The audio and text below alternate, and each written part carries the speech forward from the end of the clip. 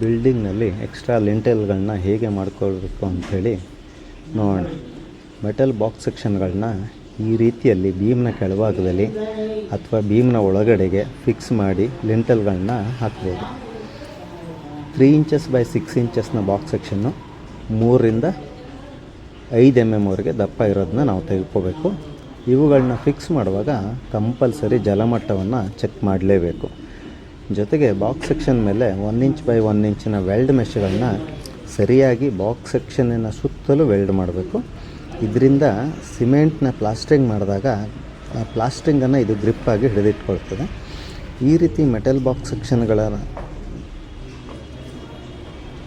Lintel ಮಾಡಿ ಮೇಲಿನಿಂದ plastering ಮಾಡಿದಾಗ ನಂತರ ನೋಡಲು ನಮಗೆ ಅದು ಎಕ್ಸ್ಟ್ರಾ ಲಿಂಟಲ್ ಮಾಡಿದ್ದೇವೆ ಅಂತ ತಿಳಿಯೋದೇ ಇಲ್ಲ. ಇದರಿಂದ ಈ ಲಿಂಟಲ್ಗಳನ್ನ ಮಾಡಿದಾಗ ನಮ್ಗೆ ಏನಾಗುತ್ತೆ ಅಂದರೆ ಅದ್ರ ಕೆಳಗಡೆಗೆ ಗ್ಲಾಸ್ ಕೂರಿಸೋದಕ್ಕೆ ಗ್ಲಾಸ್ಗೆ ಸಪೋರ್ಟ್ ಆಗಿ ಕೂಡ ಈ ಲಿಂಟಲ್ಗಳನ್ನ ನಾವು ಬಳಸ್ಕೊಳ್ಳೋಕ್ಕಾಗತ್ತೆ. ಒಂದು ಗ್ಲಾಸ್